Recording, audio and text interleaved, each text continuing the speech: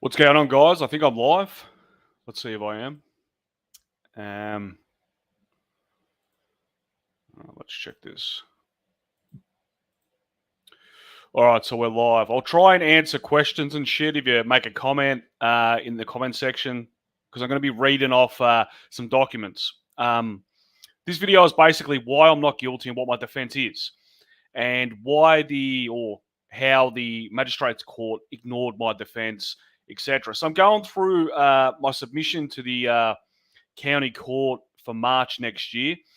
My submission details the lawful aspect of the charge and why I'm not guilty based on that. So I'll be sending that in February. I've got court in March. So if you don't know, I was charged with disturbing religious worship. Now, disturbing religious worship is a very old charge. I'll get into that in a second. Here you go, mate. So disturbing religious worship is a very old charge it originated in England, which I'll get into, and why my defense is strong. It's very strong, and the magistrate knew that, and the whole time during the trial, she was. I'd have to get permission from the court to show footage, or get the footage to show, or to actually show the frustration on the magistrate's face when it come to my argument, because the magistrate's court, people got to understand, is a garbage court. It's, and I'm not trying to be disrespectful. You got to have that system. You can't have every single case going up to the high court, because you would choke the legal system. It's not perfect, but it works. Well, it works when you have the right people as magistrates, but that's a different story. So when it went to the magistrate's court, my defense was, and I'm not trying to be mean. Obviously, I'm not a lawyer; I'm a layman. But my argument is a very good legal argument, and the magistrate kept, during the whole trial, kept asking me, "Have you had any legal experience?" Like, she kept asking. She thought I had some sort of secret barrister feeding me information to say, because it was kind of not what she was used to. And she should have committed this up to a higher court, because the way she responded to this whole defense was insane. It was totally unjust what happened, and I'll get into that in a sec. But the end of that case, if you don't know, I was sentenced to 10 weeks in prison for disturbing religious worship, which is a summary offense. And surprisingly, the magistrate said it's a serious offense, when summary offenses literally mean minor offenses. It means non-serious offenses. So I don't know how that happened, but she sentenced me to nearly a maximum sentence. So to put that into perspective, let's say an assault charge that carries 15 years, you punch someone or something like this, and you got 14 and a half years for punching someone once. Like, that's the kind of comparison you could make. Obviously, it's only 10 weeks, but the maximum is 12 weeks. So it's almost a maximum prison sentence. No, I have not spoke to Saul since I left prison. I don't think I'm allowed to send him emails because I was in prison recently, something about the CRN numbers, etc. But I'll get into the charge, because I've been doing. I thought I'll let you know, because I'm going through the submission now, and it's quite alarming that the court system totally ignored this, because it's totally obvious that I'm innocent in this particular case. I'm very innocent, and I'll get to that in a second. It has nothing to do with whether this church is gay, etc., or what happened that night. It's not about that at all. It's about the law, and how the law is written, and how it was intended. And this is why my defense really upset the magistrate and the prosecution. So the two main the differing arguments between myself and the prosecution was. Now, I'll read the charge. I'll find the charge for you. So I've got it somewhere here in my applications. But the charge is disturbing religious worship, and it's one of the last blasphemy laws. Where is it? It's one of the last blasphemy laws in Australia. We're not meant to have blasphemy laws, but we do. It's one of the last ones. So I'll read it out for you, and we'll get stuck into it. So any person who willfully and without lawful justification or excuse, the proof of which lies on him, disquiets or disturbs any meeting of persons lawfully assembled for religious worship, or assaults any person lawfully officiating at any such meeting, or any of the persons there assembled, shall be guilty of an offence. Now, the problem with this charge is, and I knew this because I didn't know nothing about this charge when I was first charged with it. As you know, I served 1 month prison for a previous disturbing religious worship charge, which I'll get into that in a second, because she used that as a precedent to give me nearly a maximum sentence, which was illegal or unlawful. But Look at this. You ready? Any person who willfully and without lawful justification or excuse, okay? Lawful justification or excuse. We'll leave that to the side. The proof of which lies on him. So I have to prove my innocence when it comes to the law. And that's what I'm doing. Disquiets or disturbs any meeting of persons lawfully assembled for religious worship. Now, lawfully assembled for religious worship. This was the argument I had with the prosecution. They claim, and I wouldn't blame them for claiming this because it seems like it, that lawfully assembled for religious worship, the word lawfully means they're not breaking the law at the time of the incident. They're not breaking the law. So when you're lawfully assembled for religious worship, you're not trespassing or fighting people while you're doing it or committing a crime. That's what the prosecution claim. I claim the total opposite, and you understand why I claim this. Lawful means permitted or licensed. In the same context that if one has a firearm license, if you don't have a firearm license, it's called unlawfully carrying a firearm or unlawful possession of a firearm. The same as with a driver's license. If you drive without a driver's license, it's called unlawfully operating a motor vehicle, etc. That was my argument. And the reason I have that argument is quite clear. As I said before, this charge is old. It's from like the longest I've looked back in Australia. I can find this law is 1899 in the Queensland Consolidated Act. So it was moved over from England in 1828 in the Courts Act. So in Australia, we didn't have a court system. It was a penal colony. So they brought over all English law. All of our country is based on English law. We are actually still under the monarchy. So all of our laws come over in 1828, including assault, trespassing, theft. All the laws that we have in this country are from England. And this is why I'll get into what the magistrate said was just retarded almost. The laws in Australia are based off English law. Now, the reason why they didn't want to touch this is they're not used to this. They're not used to arguing what the intention of the law was, because when people go to court every day, it's usually just assault, theft, drug use, etc. These charges have been tested in the courts. And what I mean by tested, people have tried to find that they're innocent on certain charges, and they have precedents in the cases. So, for instance, Andy Nolch, when he went to court, he was charged with criminal damage. Now, when I went with him to court, when he tried to appeal it, he said that it's not criminal damage, it's graffiti. The judge went back and checked precedent cases, and precedent cases stated that anything that to remove that you need more than a cloth and water is considered criminal damage. So if you use a texter, that's criminal damage. Unless you can use a wet cloth to remove the graffiti, if it takes more than that, it's classed as criminal damage and not graffiti. So that's an example of how the courts work if you don't know. So there's precedents. With disturbing religious worship, it's rarely used, and it's very rarely gone up to the high courts. Only once it's gone up to the Supreme Court of Victoria, and that was back in the 1960s, etc. But I'll get into that in a second, possibly if I have time. But first off, so the charge was derived from two acts, and I'll get the two acts up, and it's called the Toleration Act. Yeah, where is it here? Give me a sec. It's called the Toleration Act of 1689 and the Places of Religious Worship Act of 1812. Now, during my trial, the magistrate said, "Mr. Erickson, can we stick to this century?" And one of my commenters said, which is actually kind of interesting, well, what about the Constitution? That was made over a century ago. So she wanted me to stick to the century. Can we stick to the century? Can we have an argument that's recent? But this case has never been tried. It's been tried once or twice. And I'll get to what her judgment was.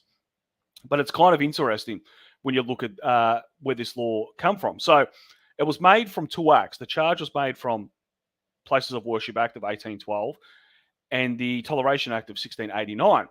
And I'll quote briefly, I don't want to read off pages and pages, but I'll quote briefly, the charge of disturbing religious worship is inside of these acts. So it adds further proof. So in the Places of Religious Worship Act, if any person or persons at any time after the passing of this act do and shall willfully and maliciously or contemptuously disquiet or disturb any meeting, assembly, or congregation of persons assembled for religious worship, permitted or authorized by this act.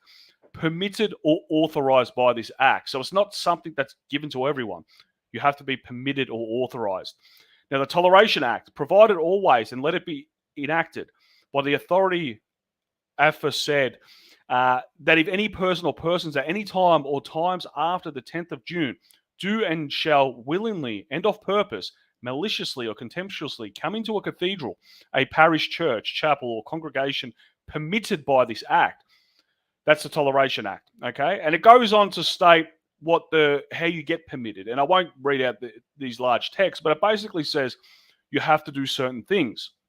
You have to be a certain religion too. And back then, the only true religion when these acts were created were the Church of England and a couple of other churches that were in favour of the crown. So you had to swear an oath to the king and the queen, and that's what the magistrate kind of tried to mock me in court about.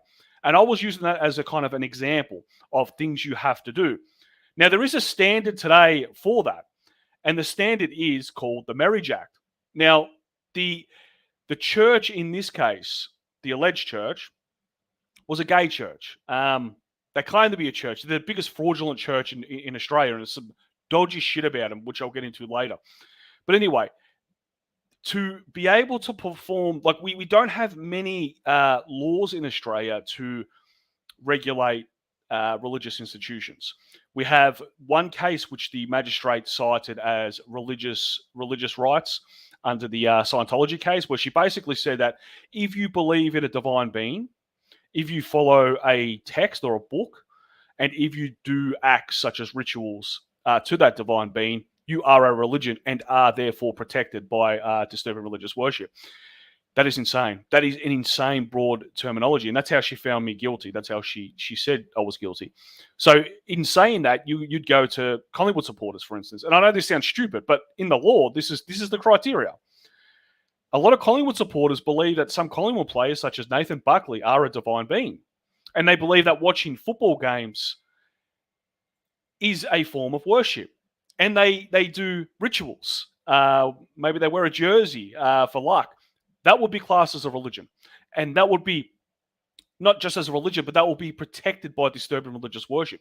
So if these people went to the football to watch a Collingwood game and someone was to willfully disquiet them, say an Essendon supporter, fuck Collingwood, in their ear, they could legitimately charge that person for disturbing religious worship. That is the precedent that the magistrate, Ms. Bolger, stated in her judgment. The other example is quite interesting. Thomas Sewell, for instance. Thomas Sewell, the leader of the most dangerous right-wing group in Australia, the National Socialist Network, who knows? He could think that Hitler is a divine being. He could think that Mein Kampf is his religious text. And he can do things like rituals and common things such as Hitler salutes and burning crosses. He would be protected by this law. And this law is very broad. Disquieting could be anything. Okay, so this is the problem we're going to get into, and this was a very lazy judgment by the magistrate, and it had nothing to do with this particular charge. This was a Scientology case against the government over tax exemptions, over religious charity status, and they decided that a religion does constitute this. But my argument isn't about whether they're a religion. My argument is about who can conduct religious worship. They didn't write in the charge that it was a religious meeting, disturbing religious meeting or disturbing religious group.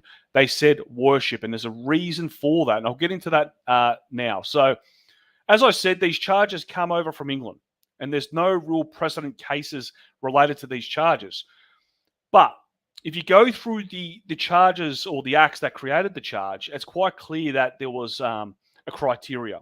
And the criteria was that, I'll read through here just briefly, I'll try and get through it.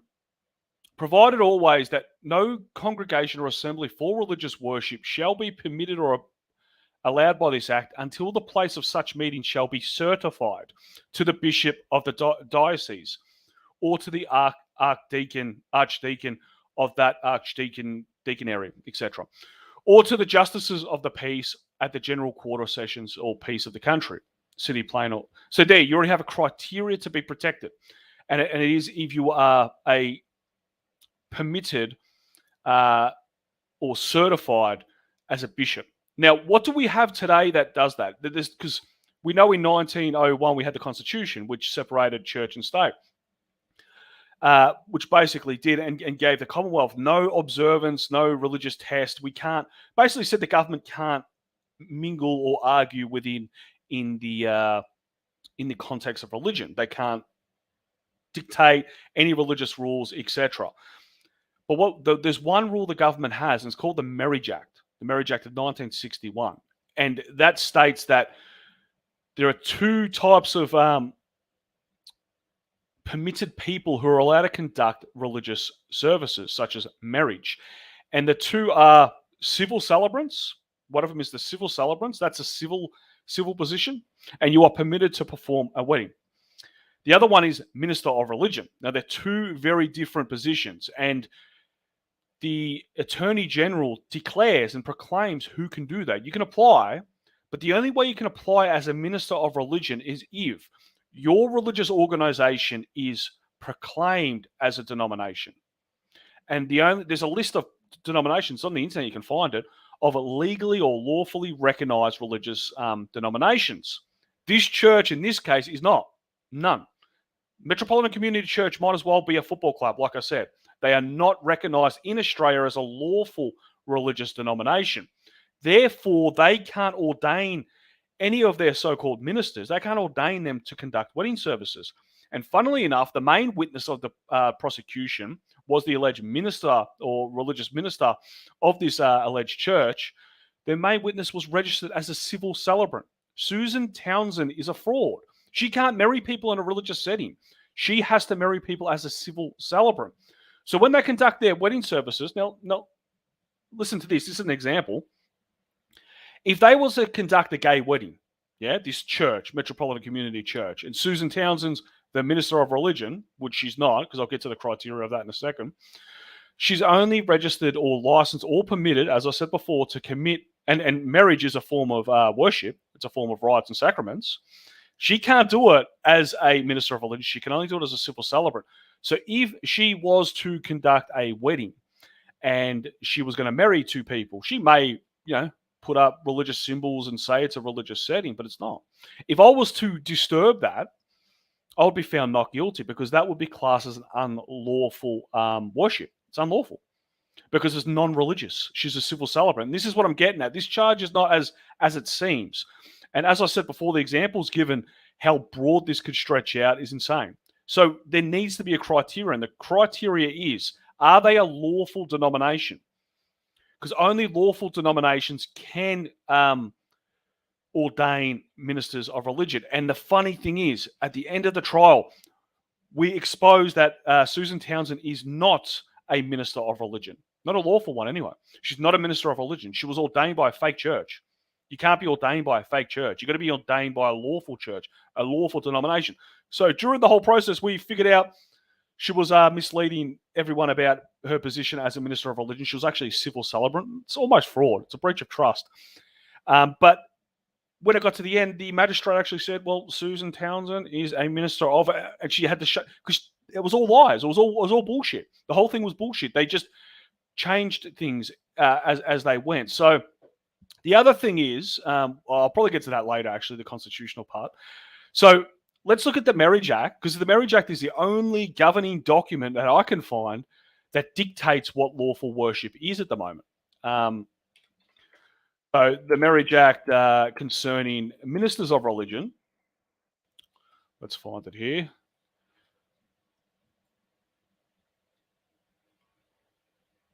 Okay, so the criteria of a minister of religion means A, this is in the Marriage Act, this is a governing document, a person recognized by a religious body or a religious organization as having authority to solemnize marriages in accordance with the rights or customs of the body or organization. A person recognized by a religious body or a religious organization as having authority to solemnize marriages. Okay, so it says in according to the Marriage Act, and I know this is just the Marriage Act, but this is pretty much the only governing document that dictates what lawful worship is, to solemnize marriages in accordance with the rights. Suzanne Townsend from the Metropolitan Community Church cannot solemnize marriages with rights and customs of a religion. She is not licensed to. B, in relation to a religious body or religious organization, in respect of which paragraph is not, etc. It goes on, but I'm telling you, it has nothing to do with what I'm saying here. And it doesn't. This is about civil celebrancy. It goes on to civil celebrancy, but this look it up for yourself. Minister of Religion. It clearly states that one has to be able to solemnize marriages as a minister of religion, as being ordained.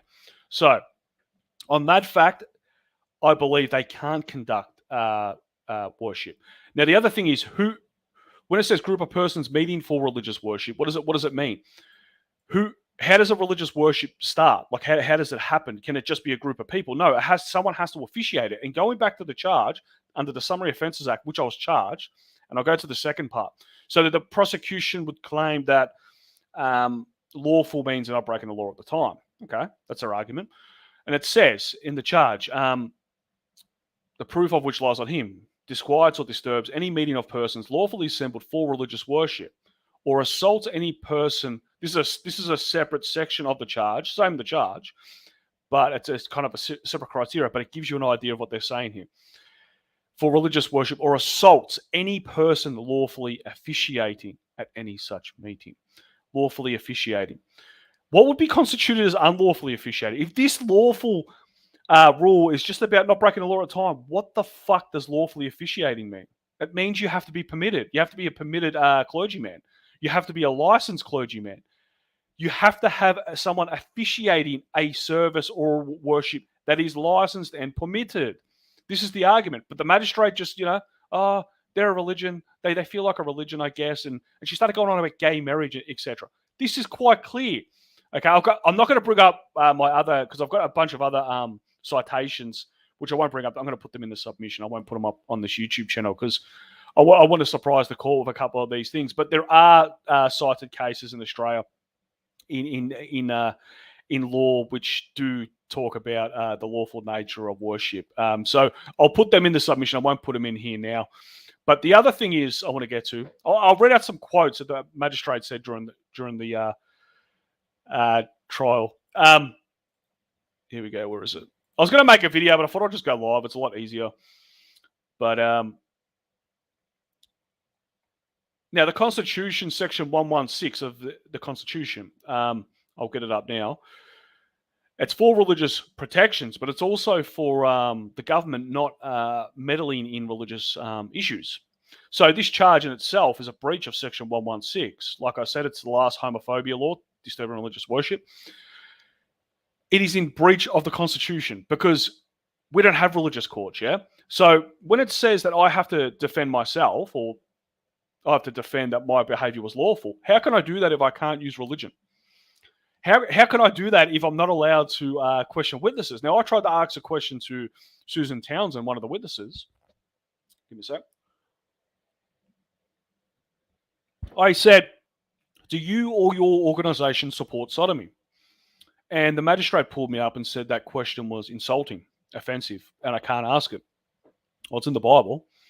I also produced in my submission Leviticus about homosexuality. That's an abomination. It's against God. And she said that was my opinion or interpretation, and the Bible can't be used as a defense. Okay. But yet the prosecution are using religion to prosecute me. So whatever they say is fact. And I'm not trying to cop out or etc. But literally, whatever they said was fact and not an opinion. They said that Susan Townsend is a minister of religion, or she said it. That's a lie. Outright lie. She's not. That's an opinion because it's not lawfully written anywhere. But yet they're allowed to say that. Also saying that their governing documents are a certain denomination of religion or their actions are a certain denomination. That's not classed as an opinion. They can use that. But I couldn't defend myself. So my hands were tied behind my back. I can't religiously defend myself. But yet the government or the court system, which regulates the government, is defending their right to prosecute me based on religion. But I can't defend myself based on religion because whatever I say is offensive or whatever I say is inappropriate or my opinion or interpretation. But whatever they say is fact. So it's a clear breach. The whole case is insane. But I don't want to miss anything. I don't want to put too much in. But so it comes down to what what is lawful? What is lawful worship? And if you can tell me what lawful worship is it just anyone who claims to be a religion? Is that lawful worship? Look, if I'm found guilty, fine, that's fine. If I'm found guilty of disturbing religious worship, that's fine. But tell me why. Tell me what constitutes a lawful worship, because apparently in the magistrate's court, it's anybody. It is anybody, such as Tom Sewell, such as AFL supporters, because who's to say they're not a religion? But yeah. All right. Any questions and shit? I'll try and see if I've missed something. I don't know if I've missed something. But what do you guys think? Do you think this is a good defense? Because I think it's rock solid. And I've worked very hard on getting research on this defense. Because I'm looking at 3 months jail. 3 months jail for a summary offense. Insane. But, oh, yeah, I'll read out some quotes from Magistrate Bolger's trial. She quoted, "Mr. Erickson, can we stick to this century, please?" That was one quote. Yeah, that's insane. This is funny. In Australian law, you're going to stick to this century. Okay, yep. So to throw out all the laws that were made 100 years ago, we wouldn't have any. What was the other quote? I had them all written out here. Sorry, guys. Okay, this is what she said in arguing that my defense was wrong, etc. So she said, that she wouldn't consider it. She said, "The usual practice in courts when presented with a piece of legislation is to examine the words that appear on the page and attach a meaning to the words as they appear on the page. You do not extrapolate meanings from extraneous sources unless the words themselves are incapable of plain understanding." Well, my argument is that lawfully officiating, what is it? Plain understanding. What is lawfully officiating? Also worship. You go around. I'll give a test to you. Go out and ask a bunch of Christians what worship is, and I'm telling you, every one of them will give a different answer. Okay, and it goes to the old saying: all worship is service to God, but not all service is worship. I think that's how they say it. And what they're trying to say is like all canoes are boats, but not all boats are canoes. And in the religious way of saying it, not all service is worship. Doesn't mean it's worship. And what constitutes worship? And there was I'll get back into this case too. There was a case in I won't bring it up. I'll just kind of basically describe it to you. There was a case in the 60s called McRae versus Jolliffe, yeah? And it was at the Sydney Myer Music Bowl, and it involved some lefty chick, and it's always lefties who get off, yeah? Right-wingers always get screwed over in the courts. But some lefty chick who ended up becoming an ABC journalist, I won't name her, this was years ago, but she went to the Sydney Myer Music Bowl where a Christian preacher, Billy Hyde, come down to have a religious event. It's like they claimed it was like a concert in the court, yeah? So they had a religious event where they had prayers, they had Bible readings, they had all sorts of religious rituals, yeah? So this woman went to the event and they called people up to come to the microphone and say a prayer or something. So she came up and she said, I won't even repeat it, something against Jesus, and she threw a bunch of papers in the air. She was charged with disturbing religious worship. Now, her lawyers, she had good lawyers, yeah? They said to the court, what is worship? What is divine worship? And they used the word divine worship, which is actually from the Toleration Act and the Places of Religious Worship Act, which the magistrate, Miss Bolger, told me that I should stick to this century. They used it. Because it doesn't say divine worship in the charge. So they asked, what constitutes divine worship? And the judge in that case read out the Oxford Dictionary terminology of worship. But he then went on to say, I will not even attempt to describe what worship is. The judge didn't want any of it, and he threw it out. And he also said there was a certain criteria that made her not guilty, and it was the advertising of the event. The advertising of that event was like kind of concert related. So they used that as a reason to find her not guilty. The second was that people were drinking alcohol. And this gets me to my other argument. I'm lucky I didn't stop the video because I wanted to get into this. Some of them were drinking alcohol, and that's not very Christian-like. So they found her not guilty. Now, when I was doing my case, I asked, do you support sodomy, or do your people support sodomy? Now, the reason I asked that question is because I found this case prior to that court trial, and I sent it to the prosecution, but I hadn't had the opportunity to put it in to the magistrate, where the prosecution put it in for me. Now, when the magistrate come past and quoted that case, and she threw it out, she said, "Oh no, we've got the Scientology case. That's a precedent. So no, we don't need that case." No, but we do, because when I asked if they supported sodomy, and I quoted Leviticus about homosexuality being an abomination, she claimed that that I was not allowed to use that because that was an opinion, and it was insulting and offensive. But that was part of my defense as well, because in the Jolliffe case, they said that drinking wasn't very Christian, like drinking alcohol. You can drink alcohol in Christianity, but I guess I can see where they're coming from. But you know what's more unchristian like? Fucking dudes, man. Like, that is more unchristian like. Laying with a man when you're a man. If drinking alcohol is very unchristian like, what's that? So I was not even allowed to use that as a defense, even though it was in a cited case.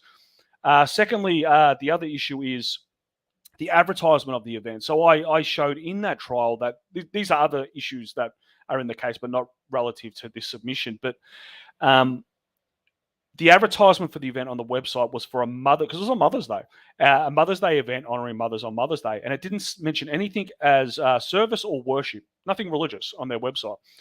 And in the Jolliffe case, that happened as well, and they advertised it as kind of like more like a concert. So she was found not guilty. Why wasn't I found not guilty? It's all set up, and the magistrate also, drunkard, but you can drink wine. But the magistrate in that case just threw out all of my arguments like they were irrelevant. And I may be defending myself. Yeah, I get that. Yeah, but I did my best to put him in professionally, and I actually worked really hard on that case. But she acted willfully ignorant, I believe, and I believe she had a dog in the fight. And as I said before, she had shorter hair than me, and her name was Ms. I believe there was a bias there in the court case. And even she said at the start of the case, she said, "Oh, can we stick to this century? This has been tried and tested, etc." She said that, but then at the end, she came back after she did her judgment. She realized, oh fuck, he might be right. Yeah, she came back and she said, "Oh, I spent like basically a long time trying to find a case that demonstrated what a religion was, and she only found one, and it was the Scientology case, which was about tax." Not in relation to tax, and she said that. So it was a big cop out. She should have committed it upwards towards the a higher court, because it's a travesty. You can't have a broad law like that, and you can't have a religious law. Look, I'm not against religious laws. We live in a religious country, but it gets to the point where, are we in like Afghanistan? Are we going to start arguing? Are we going to have a judge sitting on a bench deciding whose religious argument is correct? Because hey, I'll put it like this. This is a funny angle to put it.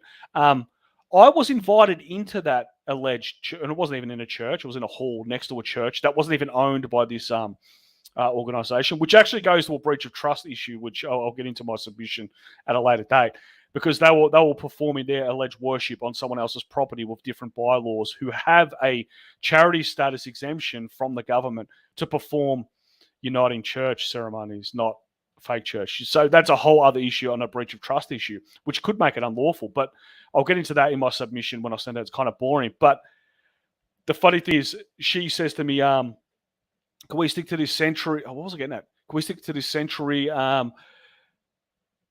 etc.? But yeah, when she gets to the end, she realized that it was it's a very rare case, etc. So, oh yeah, Sharia law court. So here we go. So we're going to have a judge on a bench deciding whose argument is correct. They're going to pick sides on religious arguments. So if I went into this church, which I did, I was invited in, they allowed me to sit down. As I said, when I cross-examined the witnesses, I said, okay, because religious worship isn't just Christians getting together. It has to be rites and rituals. That's what it says. So I said to them, which sacraments and rites and rituals are things like baptism, wedding, funeral. I could have said something about burials and shit, which goes into this case, but I'll leave that for the submission. But it's certain things like that. So I asked the witnesses, if you put up your hand, can I put up my hand during a wedding and say, hey, can I add to this? Can I say something? They would say, Of course not. Get the fuck out of here. We're doing something, yeah? Because that is a religious worship, allegedly. If I put up my hand at a baptism, some random person's baptizing their kid, and I say, hey, could I add to this? I want to say something. No, get the fuck out. But I could put up my hand at that hall. And I said, could I add to this? And he said, sure, you got the floor. So technically, going by their rules, going by their law, I was invited in to allegedly a group of persons meeting for lawful religious worship. And none of them is a lawful minister of religion. Now, okay?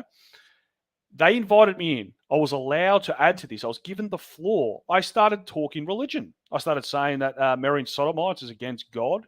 These aren't following the religion. It's my religious right to say that. They assaulted me and kicked me out. My religious worship was disturbed then. Why not? I was part of the group of persons. I was talking at the time, and they disturbed me. So here we've got judges and magistrates deciding who is right religiously. Do you see how fucking retarded this gets? If you look at this from afar and just look at the actual situation from a lawful side, and this magistrate just threw all this out, like, fuck it. They're a religion, I guess. She claims a minister of religion. She's not, but who gives a fuck? Looks like it. So that's it, and that's the court system we've got. But yeah.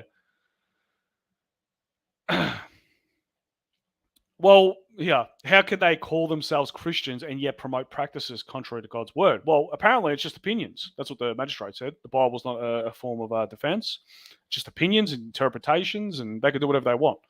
Because my argument was, the reason I was bringing up a lot of the religious arguments was mainly because the prosecution were claiming that they were a Christian denomination. Now, everything that the prosecution, when they charge someone, if they put it in a brief, if they charge you, they're called a brief of facts. Now, those facts have to be correct, or at least relatively correct. They're alleged facts, but they have to be backed up by evidence. So when they claim that they're a Christian denomination, I have a fucking defensive right in court to pick that apart. No, they're not. Why aren't they? Because they support homos and shit like that. But that was offensive. It's offensive. So I can't use that. So basically, they want me to go to court, be held to a religious test, which goes against the Constitution. And at one point, the magistrate even asked me, "Are you Christian, Mr. Erickson?" Because when you're in court, a lot of people haven't defended themselves, but when you're in court, you don't have to say anything until it's the defense's turn. So I could have sat there for 2 days and not even cross-examine witnesses, done nothing. And then at the end, she says, "Do you want to get up on the stand and say something?" I just say, "No, I don't have to do anything." Yeah. And when I was defending myself, the magistrate started querying me. "Are you Christian, Mr. Erickson? I need to find out why you did this." I said, "Am I being cross-examined?" Because she was trying to cross. I understand magistrates can guide a lawyer to further answer, but because I'm defending myself, she's asking me if I'm Christian and what my motivation was, and that's not her right. So I'm getting religious tests. I'm being put on trial when I'm meant to be innocent until proven guilty, and I've got to prove that my religious arguments are stronger than theirs, but I can't because if I have religious arguments, they're only opinions, Mr. Erickson. But yes, she is a minister of religion. That's not a fact. That is not a fact. That is a fucking opinion. But that's held up as fact. They're a Christian denomination. Fuck off. A Coke can is a more Christian denomination than them, okay? They are not a Christian denomination. Prove it. They wouldn't prove it. So that's an opinion. This is what I'm getting at. It's a total farce, this whole charge. And it should be thrown out, really. This charge shouldn't even exist. Yeah, airport film. Yeah, I know. Pro bono. Dude, you try and find a fucking lawyer. That's good. Yeah, that you don't have to pay. For fuck. Well, the way she calls herself a Christian minister or a minister of religion, it was totally like the way it was handled, man. That element of the case should have been determined. The judge should have, or the magistrate should have forced people to prove it. She didn't, and she claims she's a minister of religion because she was ordained by the Metropolitan Community Church. I've got a secret for you, Siri. The Metropolitan Community Church is not a lawful denomination. It's not even recognised as a Christian organisation in Australia. Okay, that's a secret, yeah? So she was ordained by a fucking pretend group, and she's a minister of religion. I'm sorry. It says it in the Marriage Act that a minister of religion has to be ordained by a lawful denomination, a recognised denomination. So in saying that, and I'll get to this other bit. If I see the Muslim case, I didn't fight. I could have had a chance at winning that. The reason I abandoned the appeal was because of the. Oh yeah, they'll ban me on GoFundMe. I abandoned the Muslim appeal, the disturbing religious worship, the Muslim appeal, because of the bail conditions. I also thought, and I still do today, I have a better chance of winning this case. And as I say that is, I reckon the test is, and this, because what are you going to do when you do a submission to like a judge or a magistrate? From what I know, correct me if I'm wrong, but you basically tell them the problem. Yeah, the problem is what defines religious worship. Number one, who can conduct the religious worship, and what are the criteria? Like that. That's the question to the judge. Yeah, and if you don't have an answer to that, then why laws can't be broad like that? Yeah, or complicated. So where's the line drawn from someone who's supporting a Collingwood football team to a religion, because or like a proper denomination? And you got to draw a line between that, because you'll have anarchy if all the laws are just broad, they cover everything. So like staring at someone could be classed as assault. I mean, it can if you get right up in someone's face, but if you're afar and you're staring at someone, that could be assault. Who knows? It's how people feel, I guess. So that would be my questions to the magistrate. The magistrate would the judge would have to explain what it means. So like, it's a learning process for me too. I'm not an expert, but I've done a lot of research, but I've got an answer to this, and the answer is pretty simple, and I think it is what it's meant to be. And like I said, where it originated from, the charge, you had to be certified, permitted, and the certification and the permitted, and this was back in the Attorney General back in the United Kingdom did the same thing. You lawfully recognised a religion under proclamation of the Attorney General. That's what happens today. That is the line. That's a line, and that is a strong line to have, and that is a fair line. Because you have to be ordained to marry someone in a religious organization. You can only be ordained by a recognized lawful denomination, and that is a Attorney General proclamation. Like, that's it.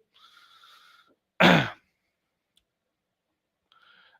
what else is going on? I hate doing lives on my own. I like to bounce off people, but anyway.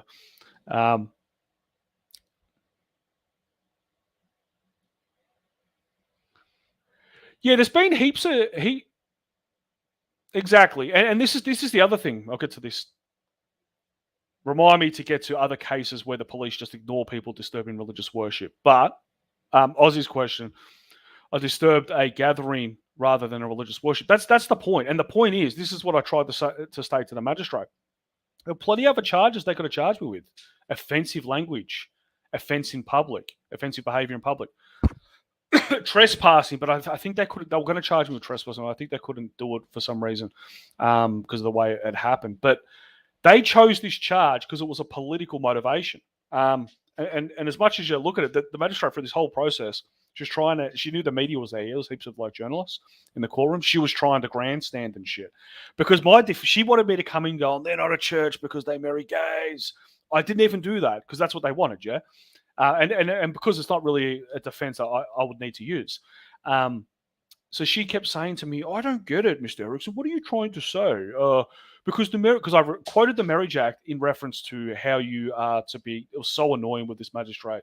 I don't know if she's doing it on purpose. I think she was. But so I would say something such as, well, Your Honour, the guide for a lawful minister of religion is the Marriage Act. And it states, you must be ordained in a lawful religion to conduct a religious worship. Oh, but Mr. Erickson, the Marriage Act has changed. Didn't it change in 2008, 18 or whatever it was, or 2008, that you could marry same-sex couples now? And I said, what are you talking? That's what I'm talking about. I don't care about that. That's a side issue. That's something else. Okay, I'm talking about what it is to be able to lawfully marry people as a minister of religion, and that's the guide. And she kept turning around to gay marriage. She wanted a big fight, and that's why she asked me, am I a Christian? Because she wanted to like a gotcha moment in front of the media. It was totally a political grandstanding, and that's all it was. It wasn't a fair hearing at all. But getting back to the other issue. Yeah, there's been heaps. There's been heaps of Christians who have been attacked by leftists. Nothing's ever happened. It's political policing. We've got a two-tier justice system. In America, they've got the same. They're going to go into civil war. You got lefties who get out of jail straight away, and then you got right-wingers who are targeted and are attacked.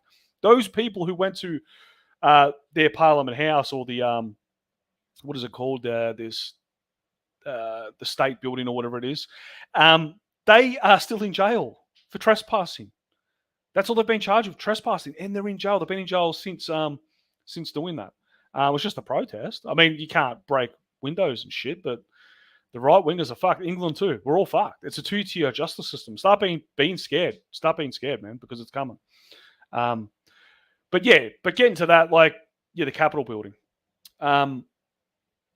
It's the whole trial was so fucking politically charged and so unfair and unjust. And hopefully I get a good judge that will see that. I've got a good submission that I'm going to put in and detail. I'm not going to go off on tangents, but okay,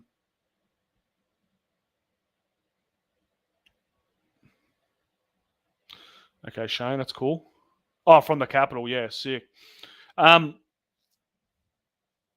So yeah, we need a precedent for this case because it's so up in the air. It's so, and like I said before, the funny thing is, and I've said this from the start, if I'm found guilty in a high court, because the magistrate's court precedent now stands, is that anyone who believes in a divine being, could be anyone, could be a rock on the ground, and believes in a scripture, writes a little one-page summary of the rock that they believe in, and does rites and rituals or rituals in public or etc. over that rock, they automatically become a religion and they have to be protected. So this is the precedent in the magistrate's court. So if I was to go, and I say this because I'm a religious activist, or I have been, if I go into the city and with a group of mates who all believe in Jesus like I do, and we just start praying, and the leftists hear, oh, Erickson and the right wingers are in the city, and they come and protest, they should be charged, right? Because that's the standard we set in the magistrates, but they won't. But the sad thing is they won't. But technically they should, because that is the standard we've got. But yeah. But anyway, we'll see how it goes, man. I'm pretty excited for it. It's only 3 months jail. Fuck it. Prison's not that bad, man, to be honest.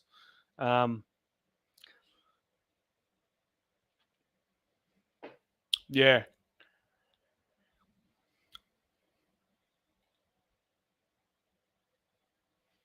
Just going through some of these questions. There was something else I was going to... Yeah, see? Who knows?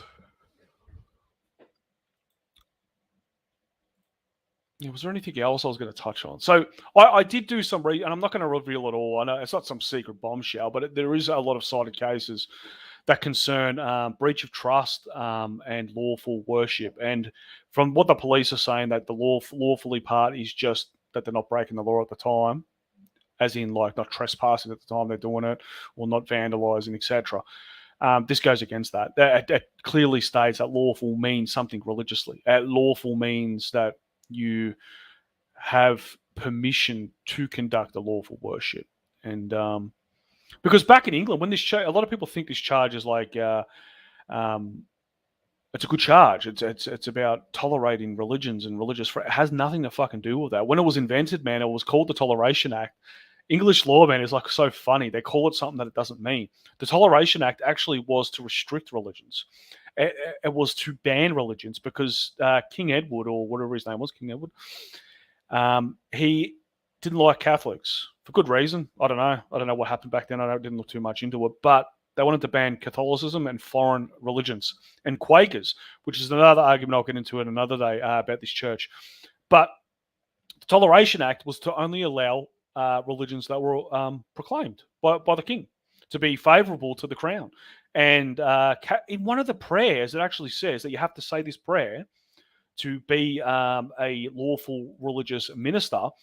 You have to wish death upon Catholics and murderous death. It's insane. You had to say this to be licensed to be a lawful religious minister. Crazy stuff. But it's not about toleration. None of this is about toleration, man.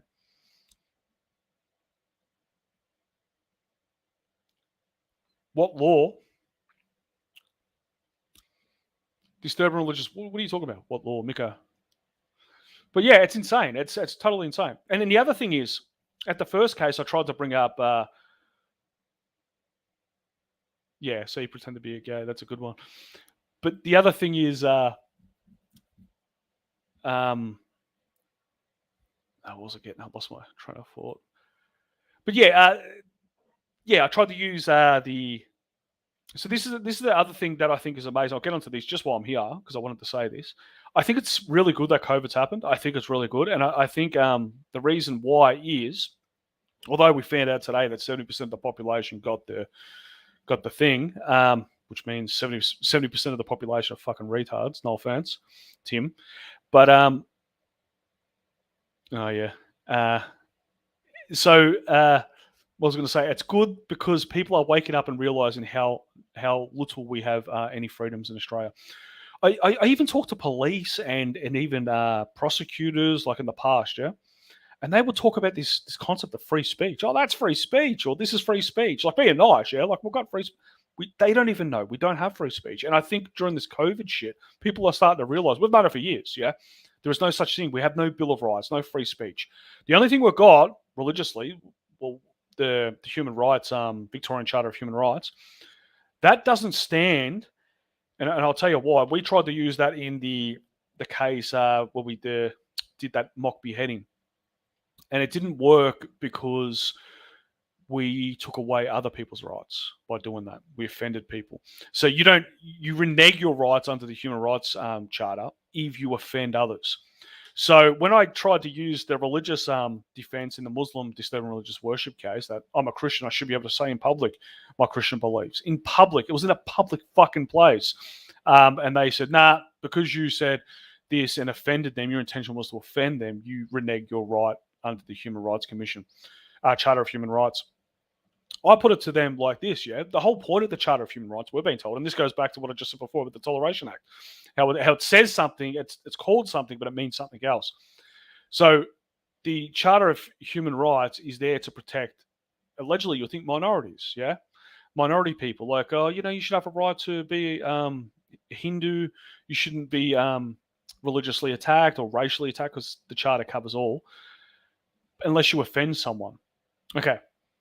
So I can't use it because I offended Muslims, gays, etc. Because Muslims and gays are in the top tier of positions in our society now. And my ideas are a minority. So I can't use it. You get what I'm saying? So it's only popular opinion that is allowed under the Charter of Human Rights. Only popular opinion. Because a minority opinion would be an unpopular opinion. It's like I said to him, what's the point of having the Charter of Human Rights, the religious freedoms and the racial freedoms, etc.? What's the point of having the religious freedoms section and the political freedom section if you can't use them? And they say, well, what do you mean you can't use? You can use them. I go, yeah, but what political or religious opinion can someone hold or demonstrate that doesn't offend somebody? So as soon as it offends someone, it's reneged. It's bullshit. The whole system is fake, man. So fake. But that's what I understand with the lefties, man.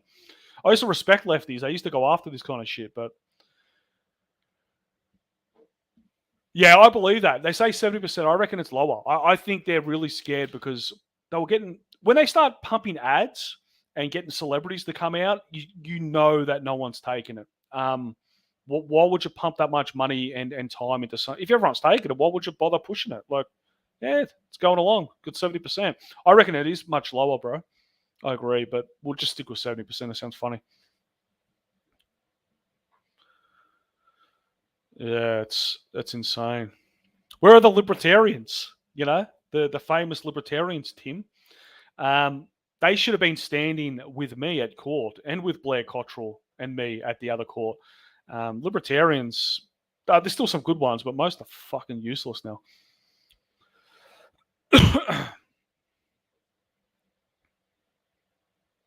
Exactly. This is a good quote here. I don't know who said that, but like originally said that. I think that was said by someone else. If your opinion doesn't offend anyone, it's not an opinion worth holding. Exactly.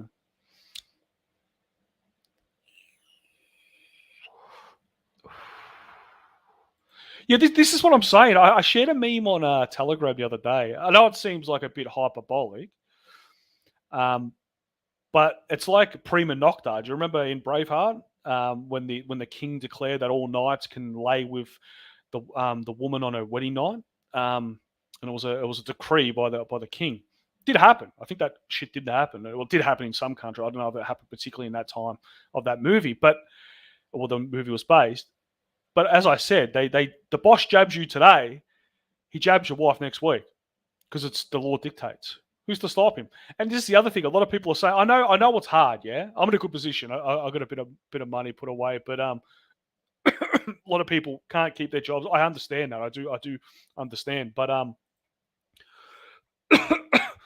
what I'm trying to say is, I want to keep my job because of my house, etc. I'm paying a mortgage and all this.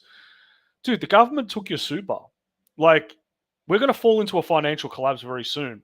And do you think the government aren't going to decree that they're going to take back all the houses and just take it as to protect the nation? The nation's collapsing. The economy's fucked. You no longer own your house; it's ours. Government can do that, and they have done that before. Like, you think that the jab is just going to end with the jab? Like, you get the jab. Oh yes, I'm going to keep working, keep my dude. You watch, shit's going to start crashing. I think it's end times, man, and I think they'll just come and take your house. You should have the mindset. I know it's hard for some people. I know I'm in a good position, but I know it's hard for people when they I have to take the jab. I have to take it because my house or dude, we're too fucking spoiled in this country, man. Too spoiled. There's nothing wrong with being poor, man. There's nothing wrong with not owning a nice car. Be healthy. Like I was talking to Blair the other day. He's a fucking inspirational person. He's like, I put everything into my body. Eating good food, training. That's all I care about. Don't care about a new car. Don't care about a brand new house. I care about my soul, who I am. And we're just, and this is where I agree with the left. I've developed a lot over the years, but the left have gone to a bad place and I've gone to the good political place because I believe that consumerism is fucking toxic. I believe Jesus was right, man. This money shit is insane. It's destroyed people. It's destroyed society. But yeah, look, we're consumer rats.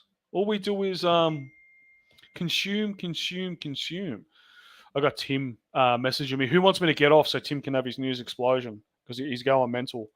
He's saying, "Get off. You're going into my time."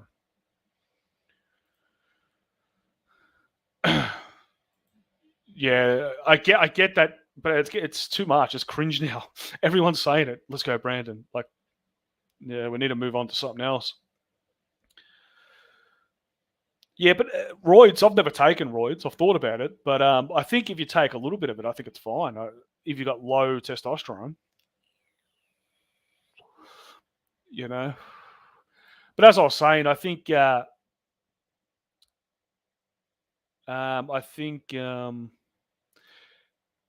hitting end times, and I think people need to start realizing what's important. Not this. I don't want to be like a boomer cunt. Not looking into your phone like 24/7. And I've got to buy a nice car, etc. Just have what you have, man. Like, you don't need to upgrade. You don't need to keep up with the Joneses, mate. What do you need? What do you need all this shit for? You're gonna drop dead. You're gonna lose it all when you die anyway. The government's gonna take it. You can't pass it on. You lose so much in taxes and everything when you pass on. Um, so you might as well just live happy. Yes, I've heard about this. Well, I'm stocked. I'm stocked up for a year. I bought $1,000 worth of vape juice, but I think you need a doctor's certificate to get it. I'm going to go see a doctor. If you get a doctor's certificate, you can import vape. I shouldn't be vaping.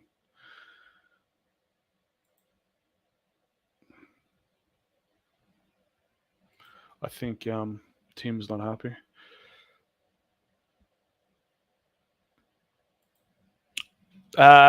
It doesn't like you can lose nicotine quality, nicotine percentage over time, but if you put it in a fridge, keep it dark and cold, it will last a while.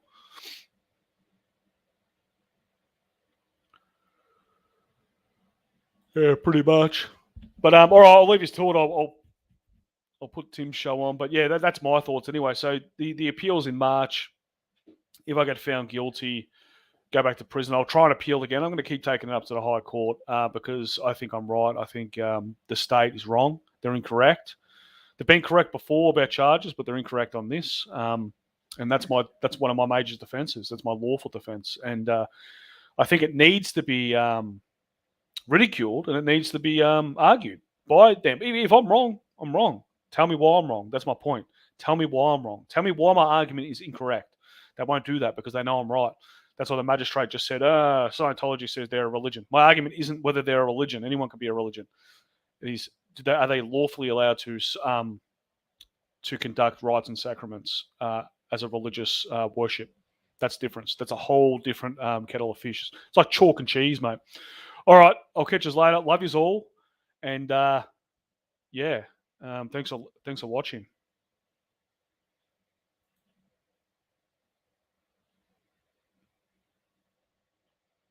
Yeah, I know.